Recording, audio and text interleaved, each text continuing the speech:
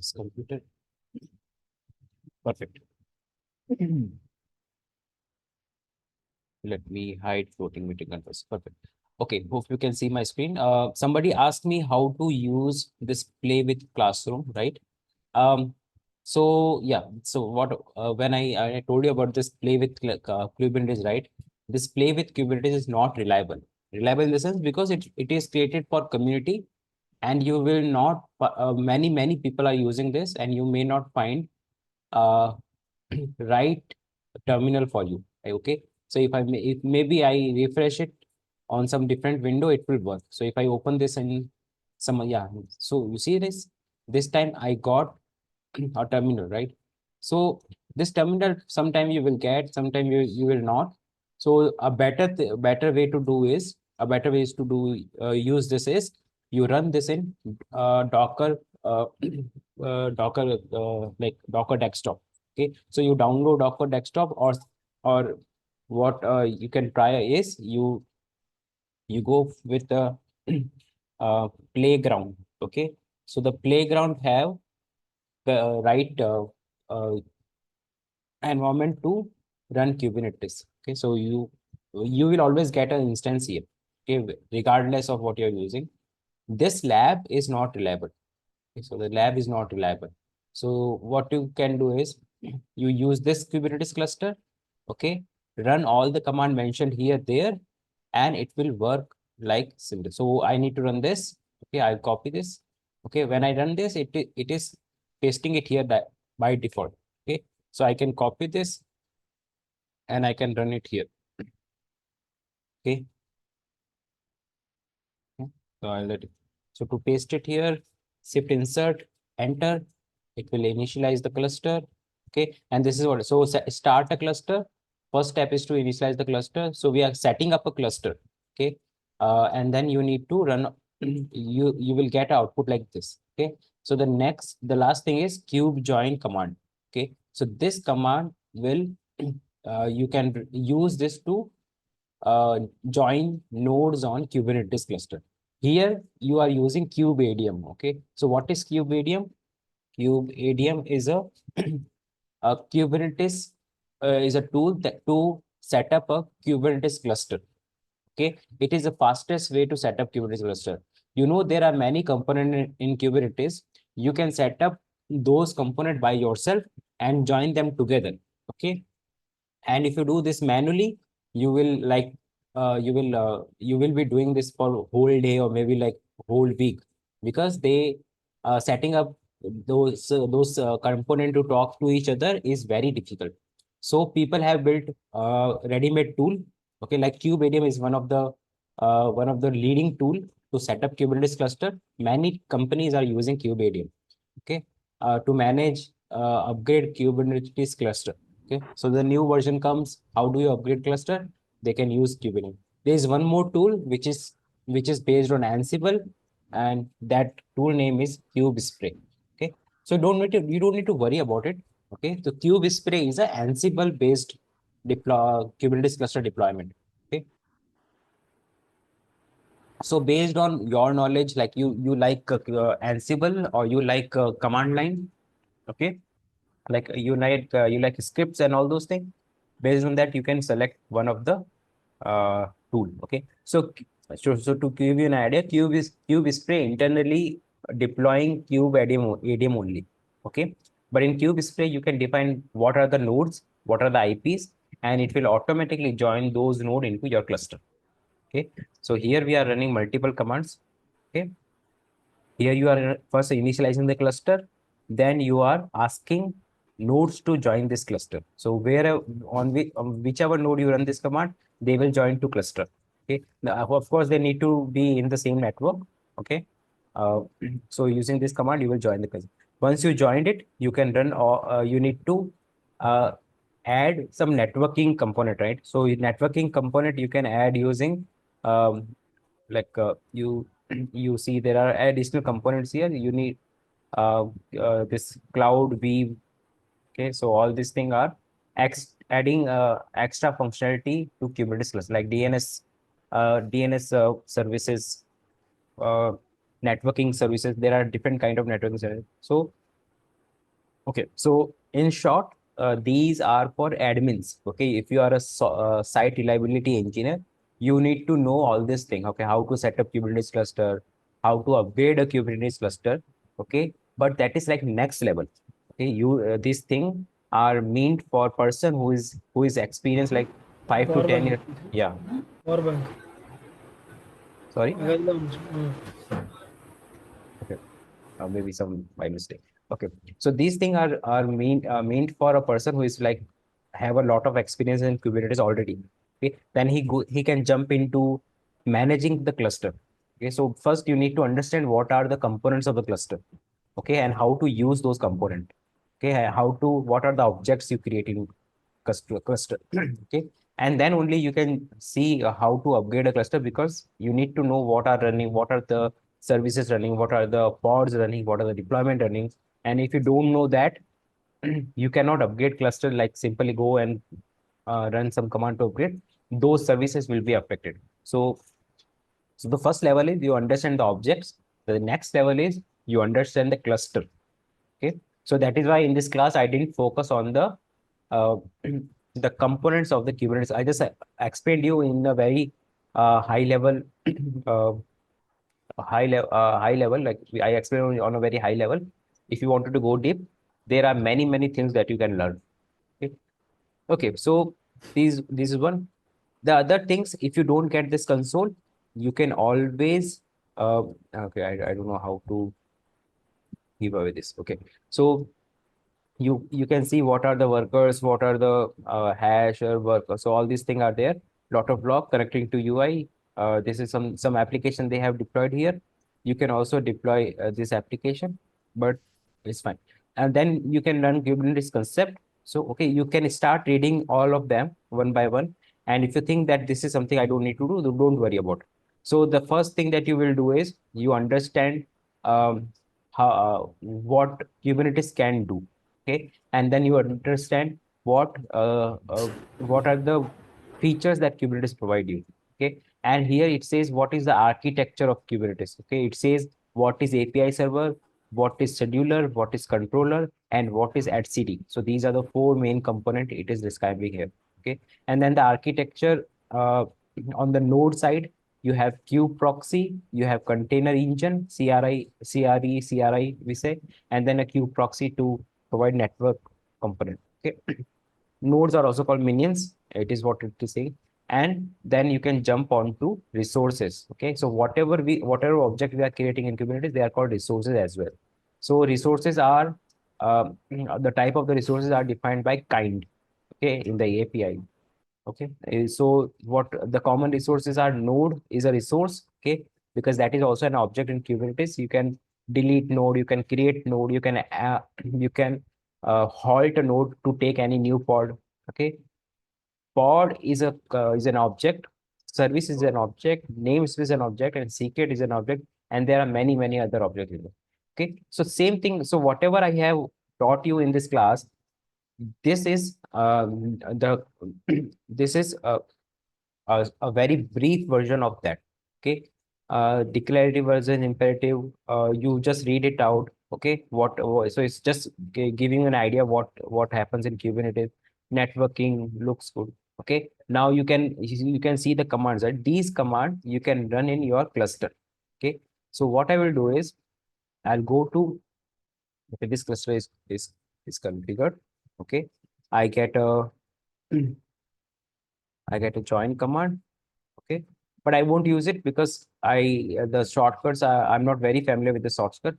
Okay, but let's see if we can really use it. Okay, so cubes CTL get nodes. You see one node here, and which is in not ready state. Maybe this is because I created multiple instances yesterday, and now it is not allowing me to do it. Okay, so I'll close the session. I'll go to playground. Oh, sorry, killer coda. Okay,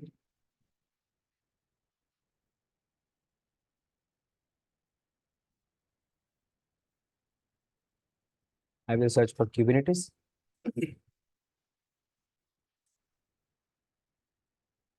Okay, and I will just open play with Kubernetes. This will give me a 1 hour cluster. Okay. So when I do a start, it gave me a control plane. Okay. And I can just click on this and I can get a new terminal window with full screen. Okay. So now I'm getting a full screen here. Okay. So kubectl get nodes. Okay. You see something is ready. Okay. So now let's talk. So we talked about deployments yesterday, job, cron job, daemon set. Okay.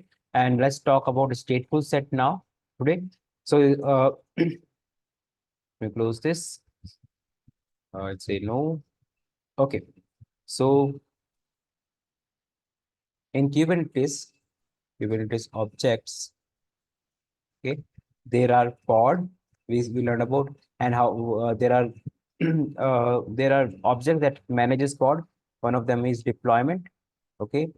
There is job, there is cron job. Okay. Stateful sets. Okay. And we also this is something we haven't learned as of now. And then we talk about daemon set. Okay. Daemon sets. So stateful set, let's talk about stateful set. Okay. So so far we have learned about the 5 type. Okay. But we haven't so when you run a deployment, okay, let's deploy this deployment. Okay. Let me run this deployment. I'll copy this deployment. Okay. And I will go to this cluster. Okay. I'll create a deployment. .yaml. Okay. And I will paste it here. Okay. And I will save it here. Let me just hide floating controls. Okay. So I will apply this kubectl apply -f deployment. Okay. Deployment is created. When you see the deployment, kubectl get pods. Okay. Sorry. Let's set an alias so that I don't need to type. Okay. K equals kubectl. Okay. Now I can just run k get pods and I will get pods. So you see here, there are 3 pods created in deployment, right? Okay. And if I delete this pod, okay, you will see there is a new pod will be created. Okay. And what will be the name? You just notice the name of the pod. Okay. K delete pod. Okay. And then the pod name. Okay. Now this way I deleted the pod. If I again get the pod, you will see there is a new pod created 9 seconds ago. Okay. And why? Because our deployment says I need 3 replicas. Okay. So it will try to create 3 replicas of your pod. Perfect. Okay. But you see the name here, you cannot predict the name of the container, name of the pod. Okay. And because this name is not predictable, okay, you cannot tell what will be the name of the resources used by this. Okay. So there are things in Kubernetes that depends on the name of a object. Okay. If your object name is not consistent, the related the associated resources will also vary. Okay. And consider this scenario, right? So have anybody of you worked with Hadoop or Postgres replica set? Like anybody read write replica thing? Okay, let's consider what 2 scenarios. Okay, and then we will understand what is the difference between deployment and stateful set.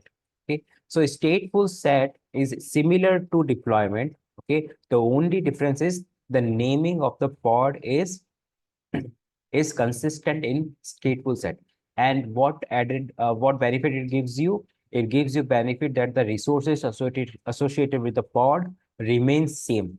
Okay, so you get a consistent resources in the pod. Okay, and one of the major resources that StatefulSet is used for is the volumes. Okay, and we'll see what is volume in today's class. Okay, so consider your application is a two-tier application. Okay, there is this application. Okay, this is your application. Okay, your app. Okay, why it is so small?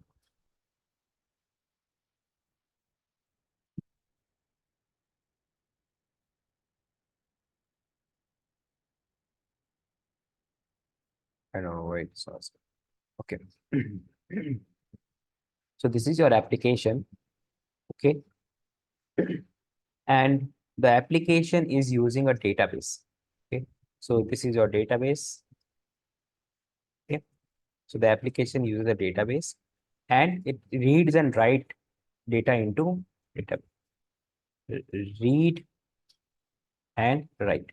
Okay. So whatever your application is a dynamic application, it reads from data application and show that data in the website. Okay, so maybe it is user data. Okay, there are users in your application. Okay, so there are user in your application and the user details are fetched from your database. Okay, so you already know that if you want to load when your load goes on application, you will create one more instance of your application. Okay, you create it here, and this application will also read data from the same database, right? Okay, perfect. So what we did is your two application can read write into database. Okay, so this is fine. So these applications, okay, these application can be deployed in can be run in deployment. Okay, they can also run in StatefulSet, they can also run in deployment. Okay, so this application, this kind of application can run in deployment because they depend on a database, they depend on a resources which multiple people can read. Okay, so this both all of them are reading and writing from the same database. Okay, now consider. Okay, so like when your client, this is your client, right? This is your client, or this is a user who is accessing application. So this user, okay, this user goes to this application, he will get the same data. This user goes to this application, it will get the same data. This user goes to this application, it will get the same data because all the application are fetching from same database. And this user when writes into application one, okay, the same is written in the database. And when he try to access this application, he will be able to get the same data here. Okay, so this in this scenario, the application are able to get this our application can sync up the data that are part of the database among themselves. Okay, so this application don't need to talk to this. Okay, so all these application are independent. Okay, right? So these application are independent and they don't need to worry about what data it is creating and what data it is reading. Okay, because this is happening in an external database, and whatever is changing here, the other application can get out. So this is okay. You understand this concept? Any doubt here? So uh, students, any doubt here? Why any question here? Why this application? Why like this client, if it access this application, he get the same data. This application he access the get the same data. This application he access get the same data. Any doubt? Any confusion here? Okay, because this is the main concept behind stateful set and deployment. Okay, and this is a major question the interviewer can ask you if you are appearing for Kubernetes. Okay. Okay, if we have changes in database, then it will reflect in all the applications. Yes, okay, let's say you added a table here. Okay, there were one entry here. So all application will show one entry, right? Because they are reading from this application, right? Okay. Now the client adds one new entry. Okay, add entry. So this application adds a new entry, right? Now when this app, because this application added an entry, this entry is available in database. When the other application queries database, they get two entries.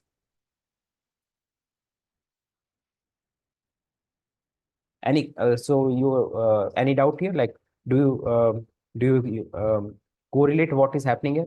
So anything changing in database, the other application will query again. They will get the new data, right? Any confusion? Like, Anuradha, did you get this? Yes, yes.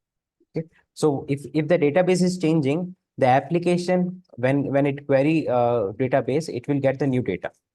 This is what happens in the real world application. So if the application database, the database is changing, the application output will also change. Okay. Whether this client accesses this application or the any instance of this application, he will get the same data. Okay. And this is the major feature in load balancing. Okay. So what happens is if the client gets single URL, okay, so the first time he accesses this, the request will go here. Okay. The second time it accesses, the request can go in this application. The third time it accesses it, the request can go to this application. Okay. And this concept is called load balancing. Okay. Maybe there is another user. He is trying, okay, and he will use the same URL again. He will use the same URL. Okay. And this entity is called load balancer. Okay. So the load balancer, every client will use the URL of load balancer, and from load balancer knows which application it need to redirect. Okay. So the client doesn't know about how many applications are running, how many application instance are running here in the infrastructure. Okay. This is your infrastructure. There are three instances running. There are two clients. They only see this URL. Okay. Let's say this URL is amazon.com. Amazon.in, right? Okay. So this URL, everybody is accessing this URL, but there will be many pod that are serving Amazon.com. Okay. And all have the same data because their database is not in the application. Their database is externally located. Okay. The database is not in the pod. Okay. This is running in some external pod or external application, okay, external host. Okay. The database is not in this application. So this is a pod, this is a pod, this is a pod. Okay. And this may be another pod or maybe another service in AWS or any other cloud infrastructure or maybe on-prem. Okay, on one of the machine. It can be one of the machines. So I would say SQL instance. Okay. So because this is external, and the application are trying to access this, they will get a new data all the time. Okay, so this is how the application are load balanced. But one more problem. Okay, so this is fine. Okay, so for this kind of application, you can use deployments. Okay, deployment provides you replica set, right? You remember replicas you can set. Okay, 3 replicas. Okay, so this replica, okay, if you see that there is a high rise in the load on the application, the deployment has a property which will increase the replica count by a certain point, right? Okay, so there is a property called, okay, let's go to deployment spec. Okay, Kubernetes. So I go to deployments. Okay, and I go to spec section. Okay, scaling deployment. Okay, so this is how you scale, but we want a automated scaling, right? So let's see how do we do automated scaling. Okay, progress for template writing a Okay, so here replicas you can set, selector you can set, strategy you can set, recreate deployment, the rolling update, max available, max search. Okay. So there's a property, okay, not limiting here. So there's one property called max pod and minimum pod. So if you set those things, deployment will increase the pod based on the uh, the resources. Okay, and there is one more object which is called horizontal scaler in Kubernetes. So horizontal pod scaling. Okay, so there are two type of scaling. Okay, let's understand the type of scaling we have. Okay, did I explain this in one of the class? No, I think I. Okay, so there are two type of scaling. Okay, let me just move it here. And okay, so there are two type of scaling. One is horizontal, okay, and another one is vertical. Okay, so in horizontal scaling, okay, in horizontal scaling, your application instances increases. Okay, you increase the number of instance of your application. Okay, so same application, you create multiple instance of your application. Okay, so you create 5 application. So this is called horizontal scaling. Okay, so you scale horizontally. Okay, there is one type of scaling which is called vertical. Okay, this is your application. Okay, now your application need more resources. What you do is you increase the size, increase the resources. Okay, earlier it was like 1 GB. Okay, now your app required more RAM, so you increase and you make it 2 GB. So what you are doing is you are not increasing the number of machine, you are increasing the resources on the machine. Okay, maybe your application need more CPU, so you add more CPU on the application on the machine. Okay, so this is called vertical scaling. Okay, so now let's see where do you use horizontal scaling and vertical scaling. So horizontal scaling, the one of the example we saw is this application. Okay, so the application doesn't have its own data. Okay, so where does the data reside for application? Like question for students, where does application is storing where does this application is storing data?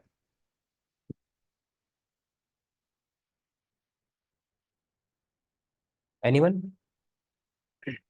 So this application, where does it stores its data?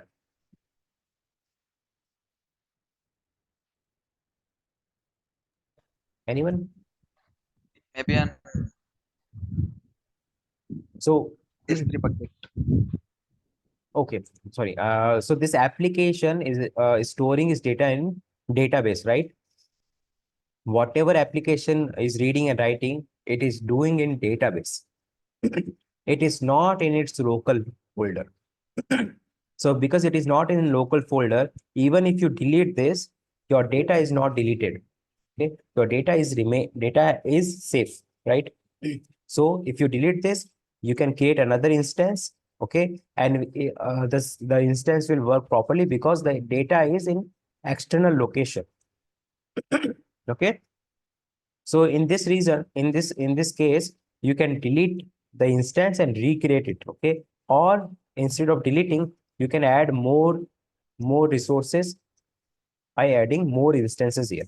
Okay, and in this case, you can serve more requests. Okay, so your load balancer can take care of that. Okay, so this in this case, you will use horizontal scaling. Okay, but I will ask you one more question. One question. Okay, let's say your database. Let's talk about your database, right?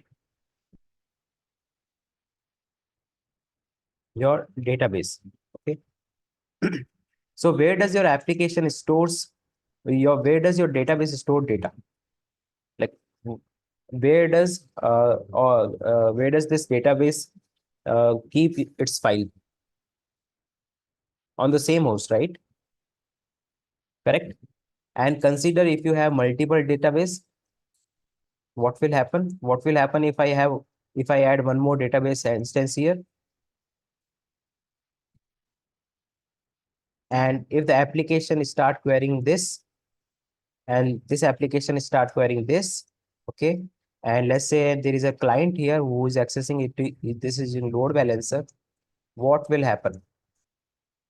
This is a client, okay. So this client accesses load balancer. The load balancer give this application URL, and it is trying to access this database. I'm assuming there are two database here which contains same data. Okay, same data. Now this application writes some data here, one entry here. Okay, will this application write entry here as well?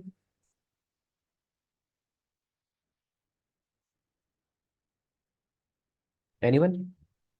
No. No, right?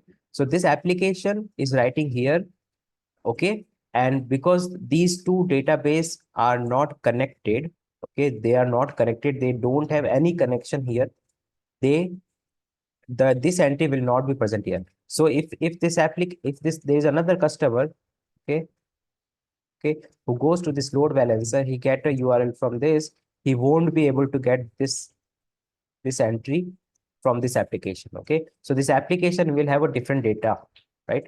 Both these application will have different data, and because of this reason, so there are some application which are more vertical, which are suitable for vertical scaling. Okay, so the database is one of the application. Database is one of the application which are more suited for horizontal vertical scaling. Okay, so you increase more, you add more space, more RAM, more memory, more CPU to the database instead of adding more database instance. Okay, but there is one case. Okay, there is one case where you can have multiple data. And can you tell me what is that case? Have you heard of read-write replica? Anyone? Anyone have uh, heard of this read-write replica?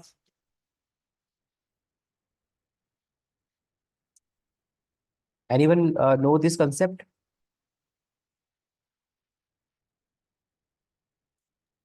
Okay, yeah. Anyone, someone trying to speak? No, I'm saying no. Okay, so there is one concept called read-write replica. In this concept, okay, one of the database instance, let's say there are two database instance, okay, and we want this to work together. Okay, so what can happen is, okay, so this one of the instance will be write replica. Okay, so people can write into it. Okay, so the application will get URL of this database. Okay, always. Okay, and there is one database which will be connected to this database, and what it will do is it will just sync the whatever table here. Okay, so app writes a table here, and after some time this table is also copied here by some sync mechanism. Okay, so there is a sync happens here. Sync. Okay, so during this sync, the data from the write database is synced onto a read-only database. Okay, and why it is read-only? The application can connect to it. Okay, now you see that the application tried to connect to it, it cannot write it. Okay? It cannot write it. Okay, so this database say I am only read only. I am read only. Okay, I am read only. I cannot write anything on. So you cannot write on here. Okay, so if you want to write, you need to go into this database instance. Okay, so this is how, like, if this application add one more entry, this entry will appear here, and the application can go and read this database. Okay, so for all the reading purpose, you can use this database, but if you write anything, you need to go to this database. Okay, so this feature, this kind of architecture is called read write replicas. Okay, and this kind of like database have this like when you create a database in AWS, you have an option to create read-write replica in multiple region. Okay, and this is the same concept. Okay, now so how do these database talks to the, like in this case, right, when you have multiple application, they don't need to talk to each other. Okay, there is no linkage here, but here you have to have some linkage, right? Okay, so now let's go back to our original problem. Okay, so for this kind of application, you can use deployment. Okay, and you know when you read when you deploy a when you do when you create a pod using deployment, you will get some random number. Okay, and here you also see here. Okay, you also see here you get whenever you deploy a pod. Okay, a get pods, you will get a random number. Okay, and because of this, you don't know who is okay, in this case, because they are working independently, they don't need to talk to each other, so they don't need to know each other's name. Okay, let's suppose you have a friend and he keep on changing his phone number. Will you be able to reach him? Okay, let's suppose you have a friend. Okay, he keep on changing his phone number. Is it, will it be will you be able to contact him all the time? No, right? Okay, because he's keep changing uh, his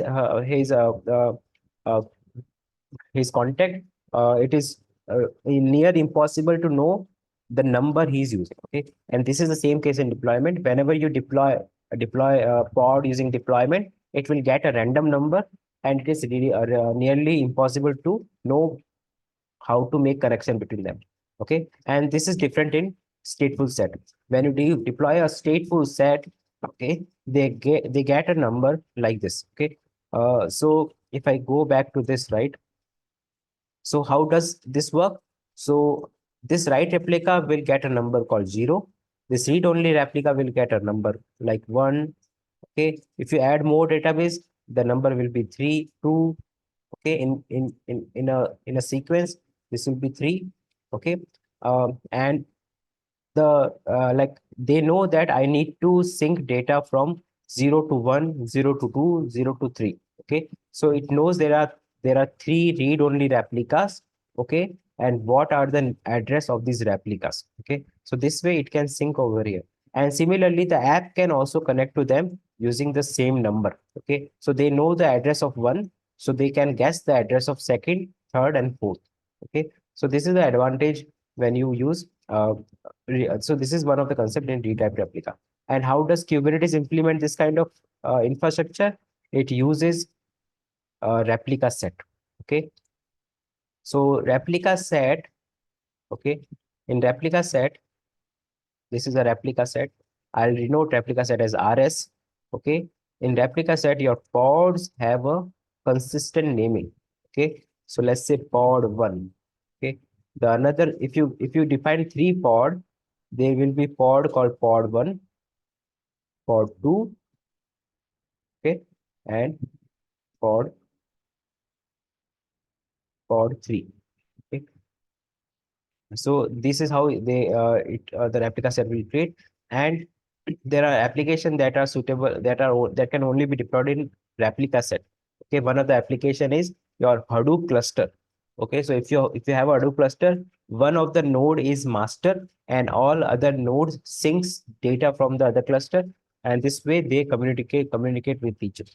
So okay, so I'll show you how does the data look like in replica set. But before that, let's try to create a replica set and see how does a application look like in replica set. So here we will use same kind of application. Okay, and we will see how does it work. Okay, so I'll just go here. Okay, I'll copy this. I'll copy the rs.yaml. Okay, and I'll paste it here. I'll save it.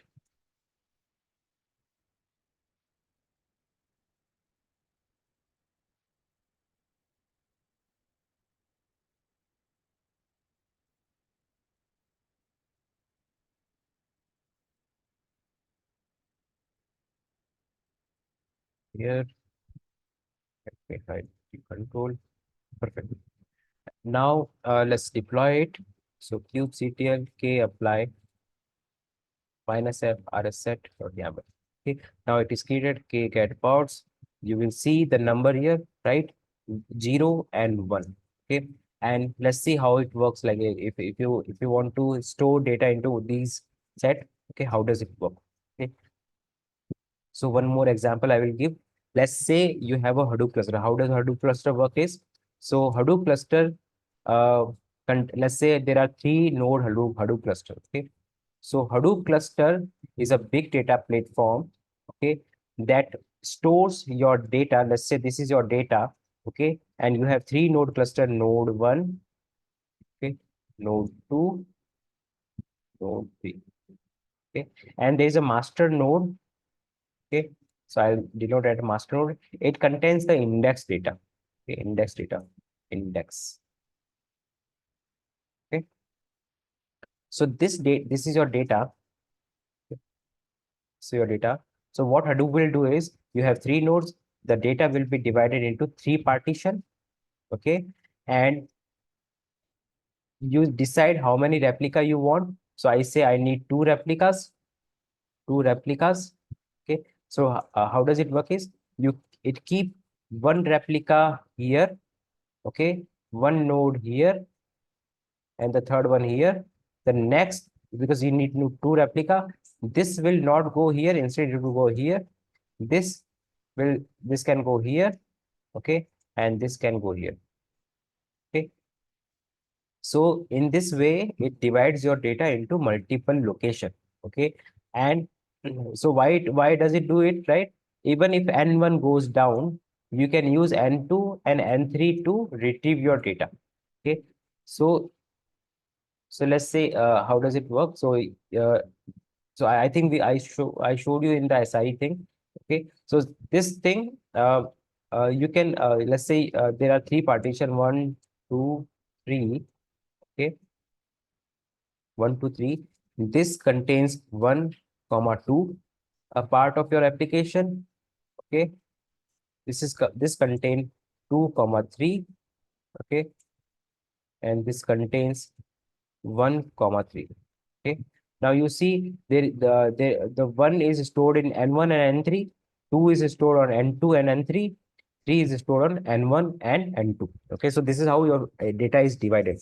Okay, so in this case, the max this master node knows how to where 1 is stored. So 1 is stored on n1. Okay, and n1 and n3. Okay, 2 is stored on n2 and n3. Okay, 3 is stored on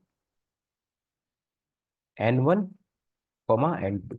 Okay, so in this way it stores data. Okay, now if I want this data back, okay, I will say give me my data. So what it will do is it knows that 1 is on n1. Okay, so it goes to n1 and it says get me 1. Okay, so it gets 1.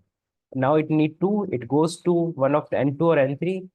So it goes to n2, it says give me 2, so it gives it 2. Okay, now it is looking for third, so it says third is on n1 and n2.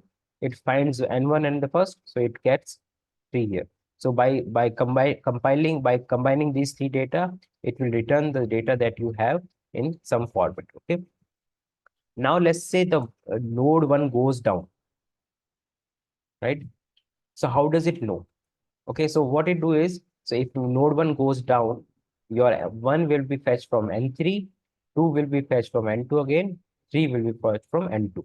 In this way, even n1 goes down, it will still be able to recover 1, 2, 3. Okay.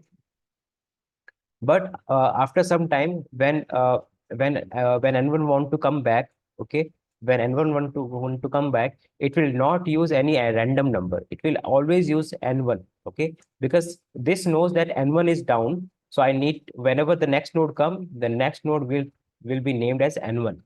Okay, because n1 is down here.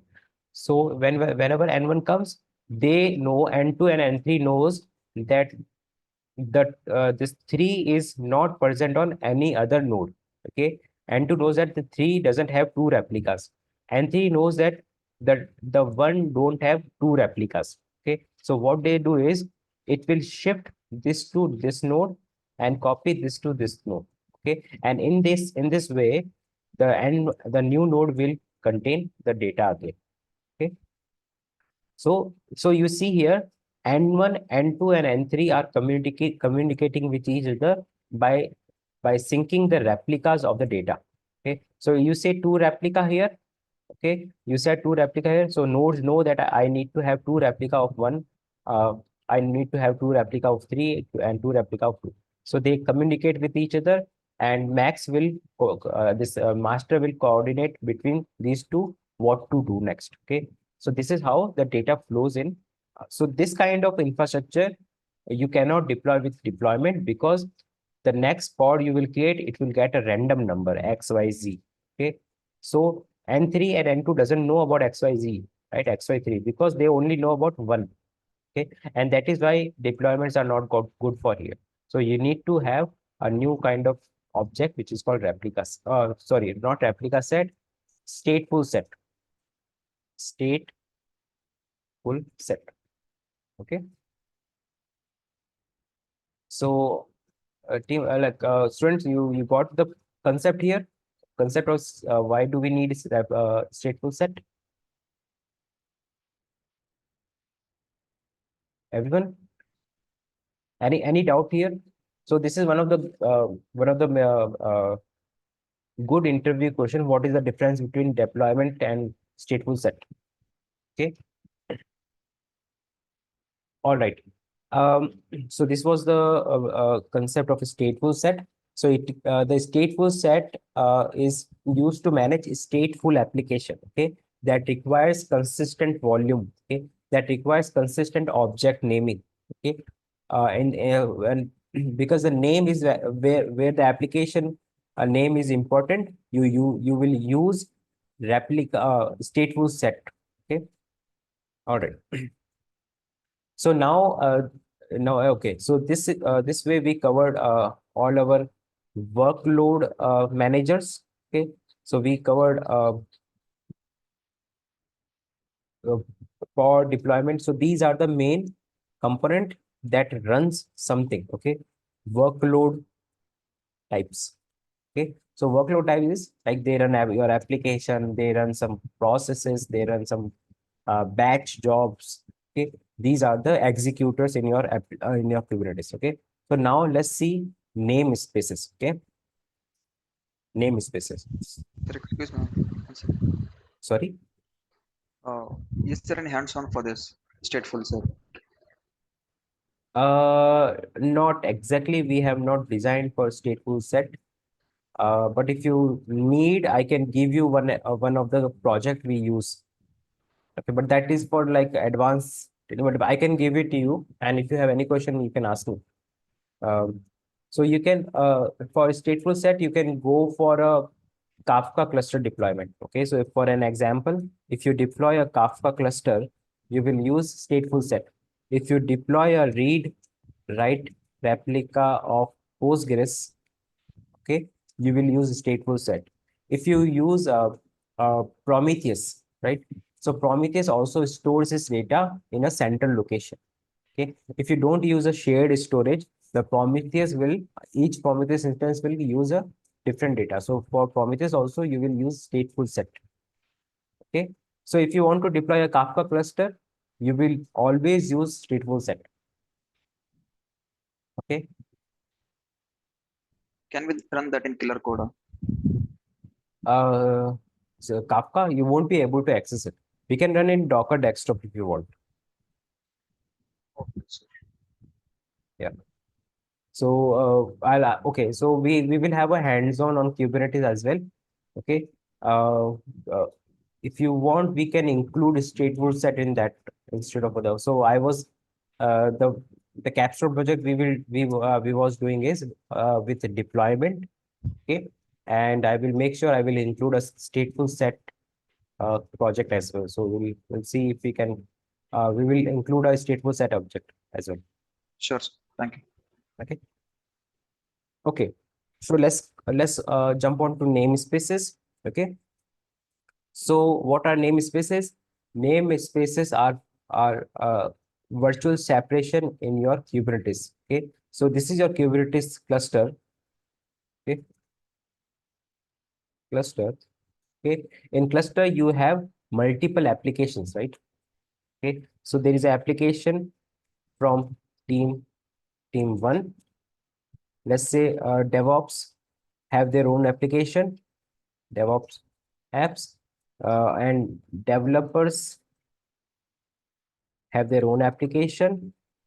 QA will have their own application, and there will be microservices related to particular purpose. Let's say billing.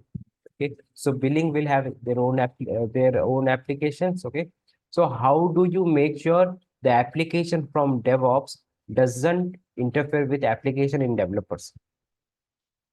Okay, so one more example is you are creating environment. Okay, environment. Okay, the one case we are talking about is you have single Kubernetes cluster and you want to have different environment in the same cluster. Okay, so environment in the sense production environment, develop environment, okay, and QA environment and staging environment. Okay, these are the four environment popularly used in uh, SDLC. Okay, so how do you create these four environment in Kubernetes? Okay, and why do you need separation at all? Okay, so for because of why do we need separation? The production will have okay, so why do we need separation? So you know that deployments have same name, right? You won't have different name for production, different deployment name for production. Okay, so when you create a application deployment for application deployment, you will call it like uh, billing app. Okay, let's say billing app is an application. Okay, and you will deploy this in production, development, QA, staging, and staging.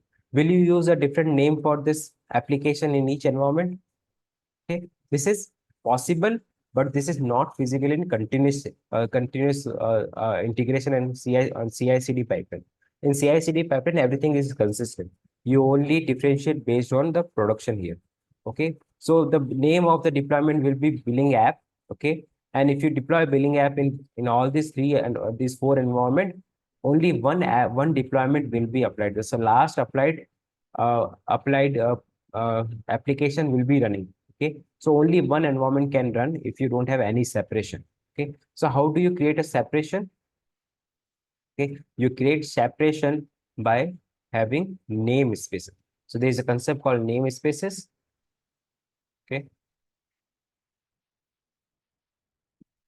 which will act as namespace. Okay, namespace. Okay, namespace. Okay, so if you have a production, so let's say this is a production, this is develop, okay, and this is QA. Okay, QA namespace. Okay, so when you deploy application in production, okay, let's say this is billing app, you can deploy billing app here. You can also deploy billing app here. You can also deploy billing app here. Okay, and when you try to access these the URL site, the URL will be like billing app dot ns dot cluster dot local. Okay, so the application are namespaced. Okay, namespaced in the sense whatever application you deploy, if you want to access it, you have to specify which namespace app you are trying to access. Okay, so your application in different namespace will have different URL.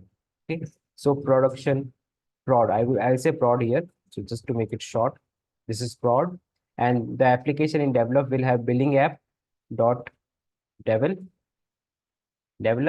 and if it is a QA application, the URL will be like this. Okay, QA. Okay, so namespace provides you a separation between the similar resources. Okay, and this is also useful when you want to create a ephemeral environment. Okay, what is ephemeral environment? Okay. Namespace provides ability to create ephemeral environment. Okay, so let's say you wanted to test an application. Okay, so how do you test the application? You go and deploy the application in Kubernetes. Okay, but you want to have this application for a short duration only. Okay, maybe you are running some test. Okay, you run test using Jenkins and then you stop the application and delete the application. Okay, so maybe there are many CI/CD job running at the same time that is testing your application. So all of them are trying to create a application at the same time, right? So how do you make sure all the builds in Jenkins will be able to test your application simultaneously? Okay, and that you can achieve using namespace. Okay, so namespace, when you create, right, you can deploy. So you can create multiple namespaces, and they can have a different name. Okay, they can have a random name. You deploy your application there, you use the application, at the end you delete the namespace. It will delete all the resources in that namespace. Okay, and this we will see in a small section. Okay, so let's see how does namespace look in your in the Kubernetes cluster. Okay, so to get a namespace, you do kubectl get ns. Okay, now you see there are 1, 2, 3, 4, 5 namespaces here. Okay, so default is the namespace which will be used for any application where you are not specifying namespace. Okay, let's how do you create a namespace? You can create a namespace using kubectl create ns, and you define the name of the ns. Let's say I want to I want to create a QA application. Kubectl, it created namespace, and now let's see kubectl get ns. So you will see a new namespace got created 77770. So how do I deploy a pod in this QA? You define when you create an object, you define namespace as QA. Okay, so let me create a pod kubectl create kubectl run nginx. Okay, and I will use image is equal to nginx, and I will specify the namespace by passing -n. Okay, and I will use QA here. Okay, and I will just press enter. Okay, so namespace here. But if you run kubectl get pods, you will not see nginx here. Okay, why you are seeing why I'm not seeing nginx here? Because by default, when you run this command without namespace, it will tell the pods running in the default namespace. So how do you get pods from a specific namespace? You specify -n option with kubectl command. So I want to get pods for a QA namespace. I space QA and enter. You will see what all namespace, what all pod are part of QA namespace. Okay. So okay. So now let's create a deployment in QA. How do you do this? I will open this key deployment. In this YAML file, when you in the metadata, you need to specify, you can specify namespace. Okay, and this time I will say deploy this application in QA namespace. Okay, what I'll do is kubectl apply -f deploy. Okay, this time I don't need to pass namespace because the YAML is specifying what namespace to deploy on. Okay, when I press enter, now you see deployment got created. Kubectl get pods. Okay, and I need to pass n and QA.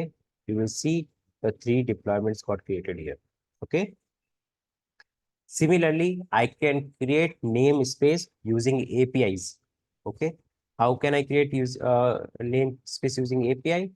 Okay, so if I go to this one, okay, and let me go to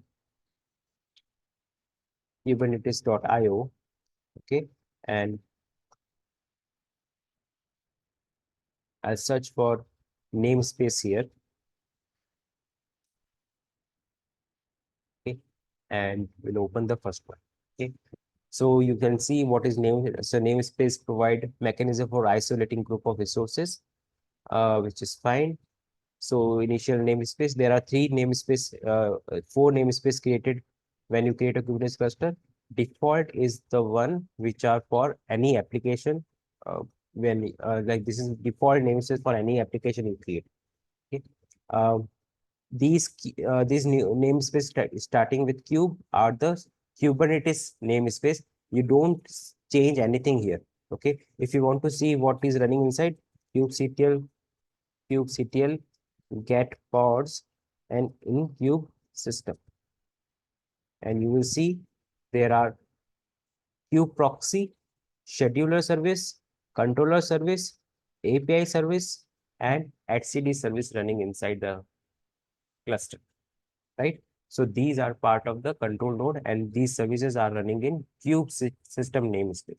Okay, and this, that is why when you run this kubectl don't get, because they are running in a different namespace. Okay. So you should never touch any pods running in a namespace starting with cube. Okay. Okay. So how do you create a namespace? Let's see the YAML file here. Okay. Creating a new namespace. Okay. And you need to use v1 API, and you just need to provide the name. Okay. I'll go open namespace dot YAML. Okay. And I already created QA. I will just open QA and I'll just paste here, and I will just say QA here. Okay. And one magic I wanted to show is how do you create multiple objects in the same YAML file? Okay. How do you create it is you specify hyphen, hyphen, hyphen, and you enter anything here. Okay. You can create multiple resources in the same YAML file.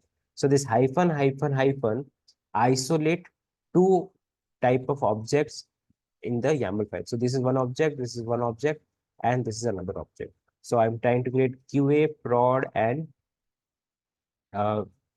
staging in the same YAML file. Okay, I will do I'll just move to namespace to namespace, because I'm creating all and now I'll do kubectl apply -f namespace, and you see it is now, it has created three namespace QA, namespace pod, namespace staging. Okay, and you can get it by using k get ns. So now you see there are three new namespace got created here. Okay, fine. Okay, so there is something running in QA.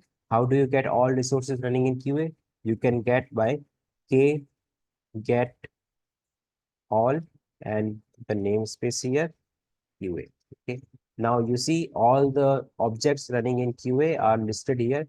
There are pods running here, there is a deployment running here, and there is a replica set running here. Okay, so this is the concept of namespace. Okay, of course you can provide many things here. You can specify labels here, you can specify who owns here, you can specify service accounts here. Okay, all right. Any queries till here? Like any doubts, any queries, any confusions?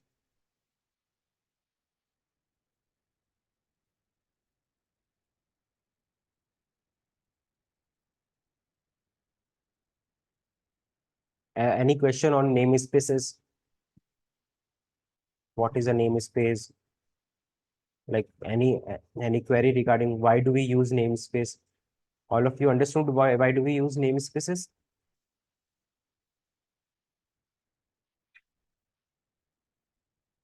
Okay, so let's move on to the next object, and from that object you will understand what what is the main use case of namespace. Okay, so let's jump on to another service which is called uh, another object which is called services. Okay, so services are nothing but okay, are a networking object that will help you to access an application from the cluster. Okay, so there is a pod running here. Okay, an Nginx pod. Okay, this is also Nginx only, and you see it is running on some port. Okay, how do you access that port? You cannot. Let's see how to. Okay, let's see an example here. Okay, that will help you to clear it. Okay. So you have a pod running here. Okay, Nginx. Okay, it is a proxy server, so you can access it using 80 port. Okay, port number 80, and you need a IP here. Okay, IP and port. Okay, so this is running inside a container. Okay, so you know that when you work with Docker, right, you port forwarded this port to some external port, right? You port forwarded this to say, let's say 3001, right? And you were able to access this using host IP and host port. Host IP and host 30,001, correct? Okay, so this was a container, you were able to access it, but how do you do this in Kubernetes? Okay, this is called port forward. Okay, so how does you do port forwarding in Kubernetes? You do this using services. Okay, and before we do this using services, let's see how do we do using uh, just port forward. Okay, so I'll go to kubectl cheat sheet to show you where we have port forwarding. You search for port forward. Okay, and now you see here. Okay, so the how do you do a port forwarding? You run this command. Okay, and here you need to pass the port in the service. Okay, this is like host port in Kubernetes, so I'll say the 30,001. Okay, and this is the port in the container or deployment. Okay, so I'll just cut it here. Okay, and I will go and see what is the port in the deployment. Okay, so let's go cat the deployment here. Okay, and you see the container port is 80, so I need to expose port on port 80 on 3000. Okay, so let's first do on the pod level, and then we will do in on the service level. Okay, okay, and I'll show you why I'm doing this. Okay, so I'll just run this command kubectl port forward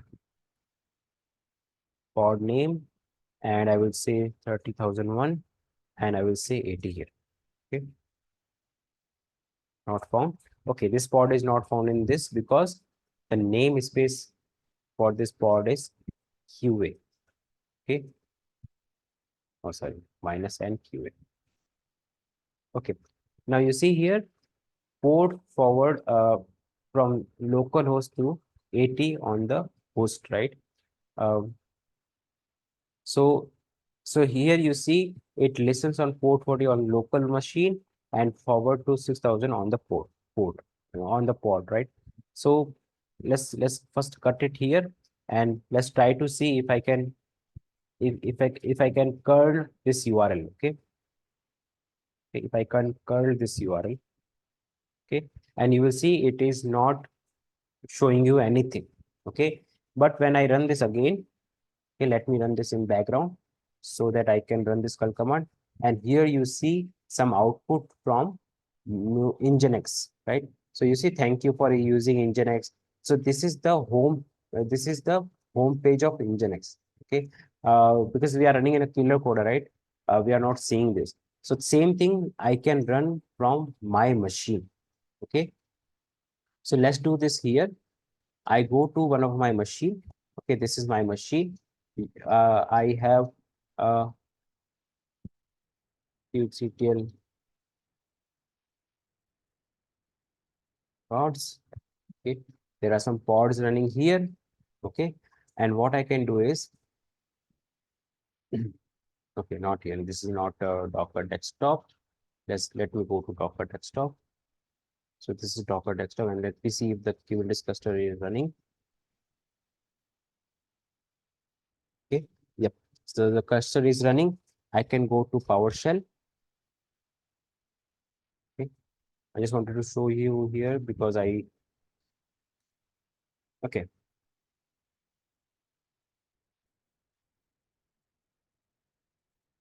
Okay, so kubectl get pods will show you pods in the cluster.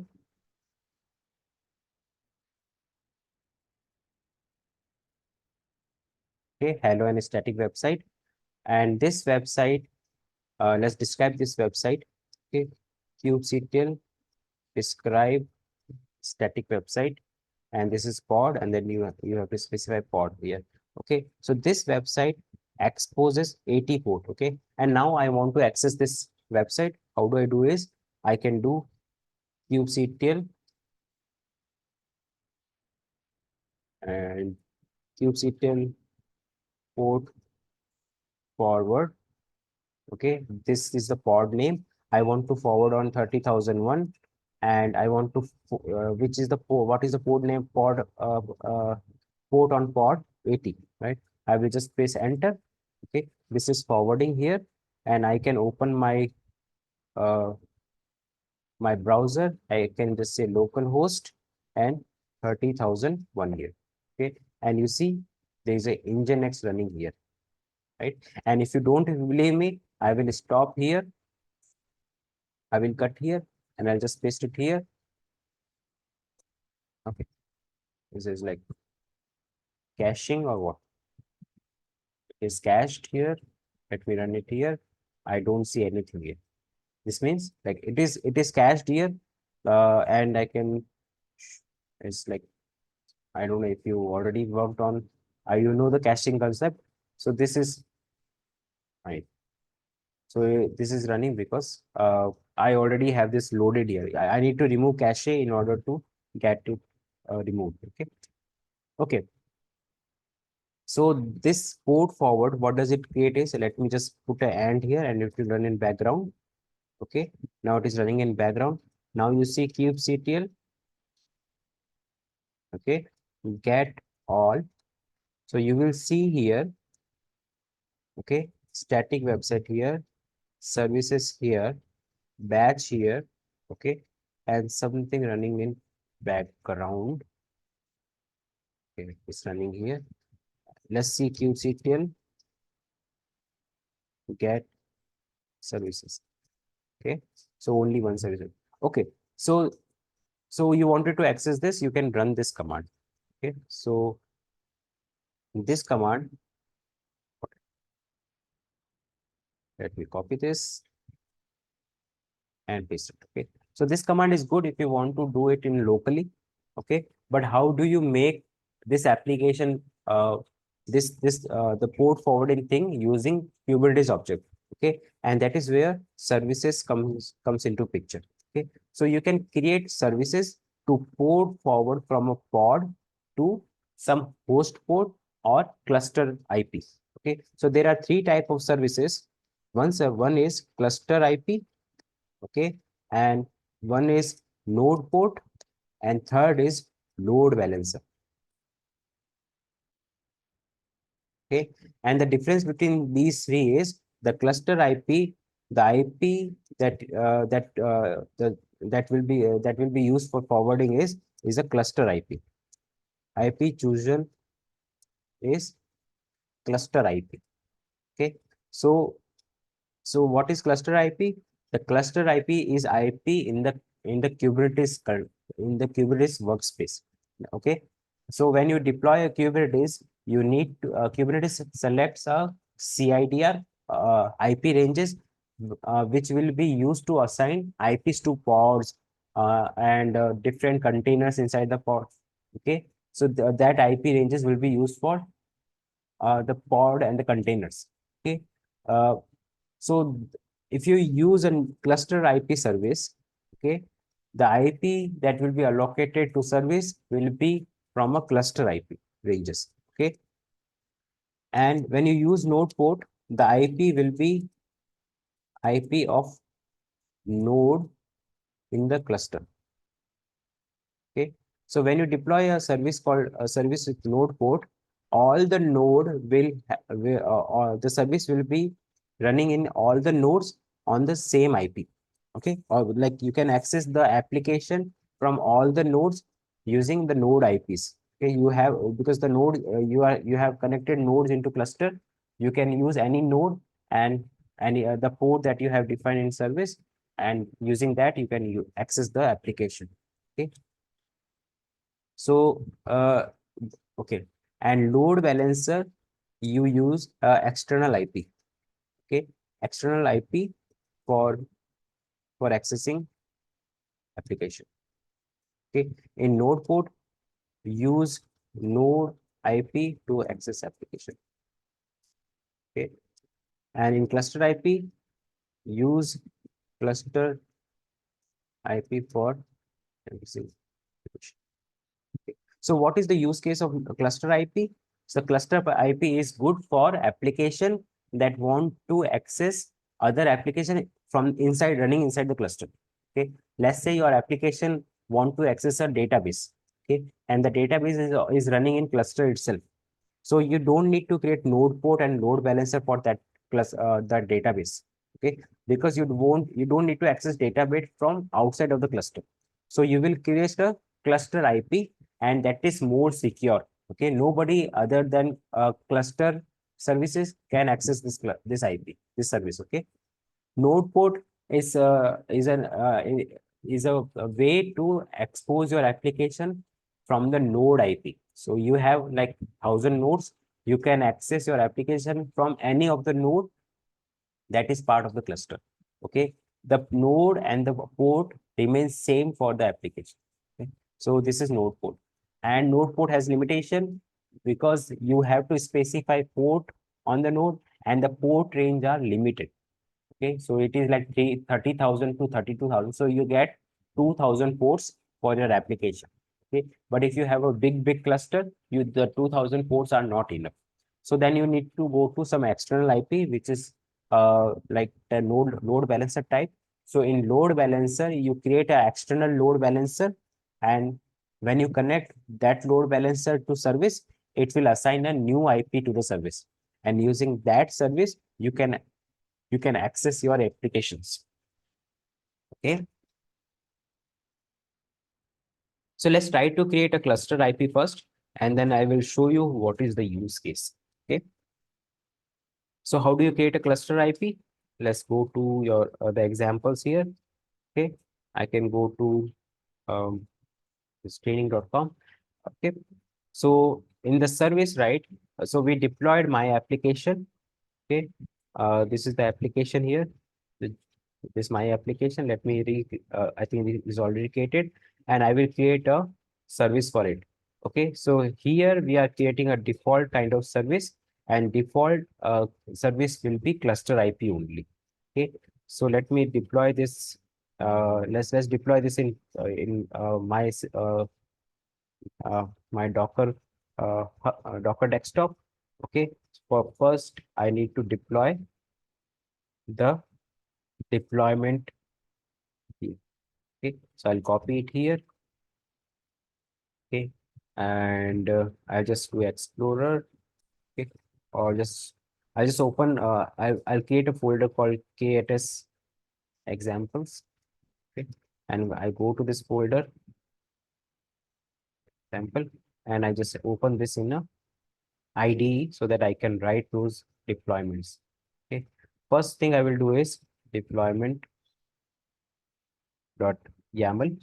Okay, and when I create it, and I'll paste it here. Okay,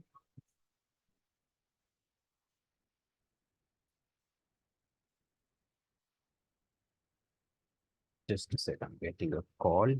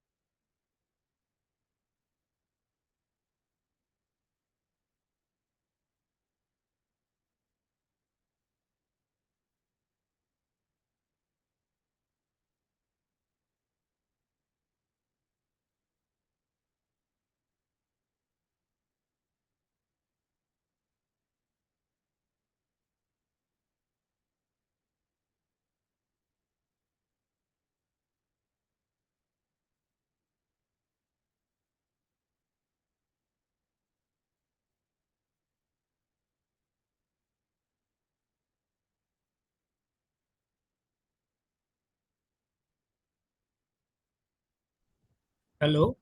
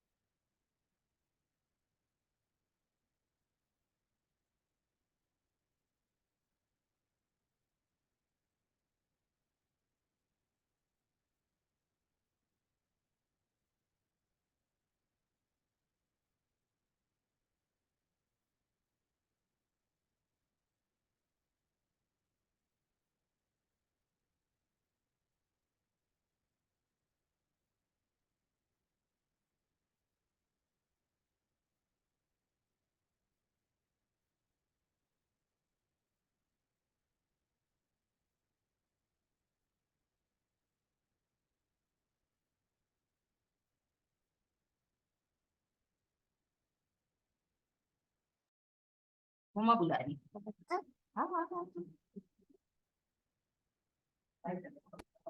I was sorry. Okay. Okay. This was my kid. Sorry for that. Okay. So this is deployment. Let me copy service as well. So service.yaml. So what we are trying to create is, okay. So this is my deployment. It is creating my app pod, and this is a Nginx pod. Okay. And in service, we are trying to create a we are not specifying any type here. Okay. And by default, the type is ClusterIP. Okay. So when we deploy these two things, it will create a ClusterIP resource, and let's see how it works. Okay. We have two files here, kubectl apply -f, And you can also specify all the YAML file here. So I'll just do star.yaml. Okay, sorry. Okay, dot here. And you see it deployed both deployment and service. Okay. So how do you see it here? kubectl get all, and you will see there are deployment running here and there is one service running here. Okay. And the service is pointing to service is giving you a cluster IP. Okay. And how do you access a cluster IP? You can access this cluster IP when you are part of the cluster. Okay. By default, because my machine is part of the cluster, I can access this IP. Okay. So what I can what I can do is I can go here. Okay. Sorry, what is the IP? I forgot to copy. Okay. So I'll copy this and I just need to put a port. Okay. The port here is, let's see what is the port we have used. We have used port number 80, okay, in the service. So it will be port number 80. And when I press enter, if I'm lucky, I will get it here. Okay, not work. And maybe this is because my machine is not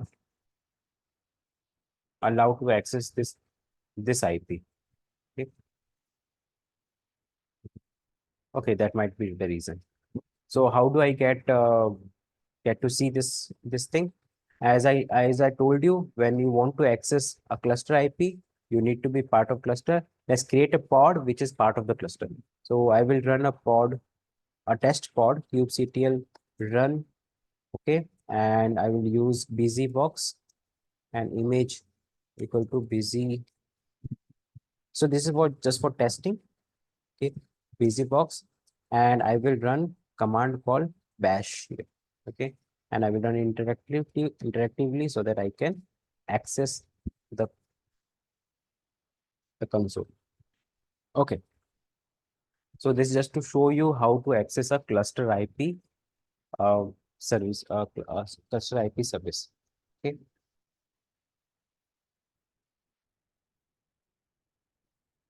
Okay, let it allow some time to run it.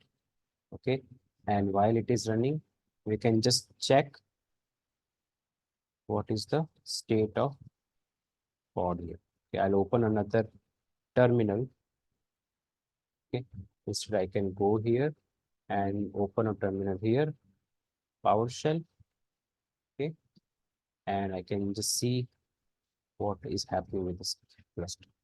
So kubectl get pods. It will show me busybox crash loop back. And why this is crash loop back? Let's search it here. kubectl get describe pod busybox. Okay, and it at the end it will say error failed to start container busybox container bash executable not found. Okay, it did not find bash, so let's use sh. Okay, busybox already created. Let's delete busybox. K delete pod busybox. Okay, deleted busybox. Okay, I'll create the box again so that I can run sh. I should get a shell. If I don't get a shell, yeah, I got a shell here, right? Okay, I got a shell now. Now what I want to do is I need to show how to access this service. Okay, so this service has an IP. Let us see if I can curl. Okay, so curl is a command to see to get the content of a URL. Okay, so when you want to browse google.com, how do you get the content of google.com? You can use curl command. Okay, if I do like this, http like just google.com. Okay, curl not found. Let's install curl apt update. apk install curl bash, nothing. Okay, so let's create a new pod. Let's use Ubuntu, which is Ubuntu I don't know why there are many things missing here. Ubuntu here. Okay, let's use Ubuntu, which has much more utility than this busy box. I don't know why it doesn't contain all those things. Okay, if you have any question, feel free to ask or interrupt me. I didn't see the chat. Okay, can you hear me now?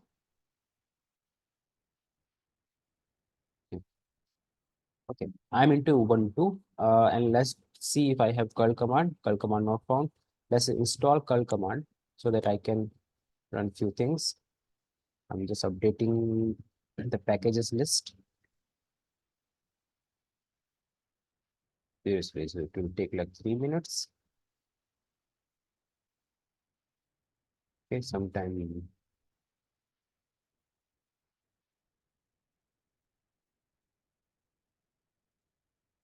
Okay, we will take saving its own time. Let's wait for some time.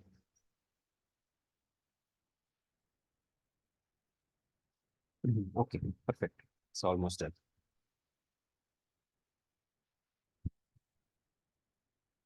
Okay, I don't need all those packages. Okay, so apt install curl. Okay, I bet I need to install all of them.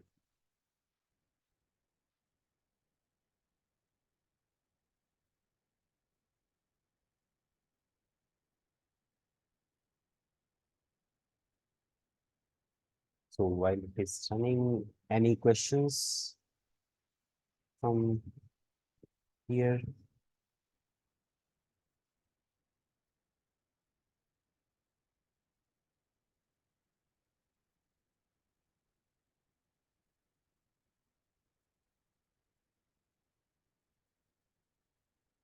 Okay, I should be able to install curl now.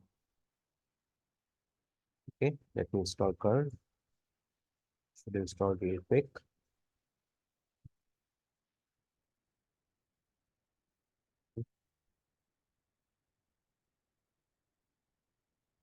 So all this kind of thing you have to do in your job if you opt for DevOps engineer. If you're already a DevOps engineer, you you need to learn more Linux command, more tricks to handle Linux terminal. And this is fine. Okay, so I have curl here. Now let's do curl google.com. You will see a Google page here. So it says Google. So this is moved to this one. Okay, google.com here. So I can just say curl here. Okay, and I just say paste here. I am not able to copy.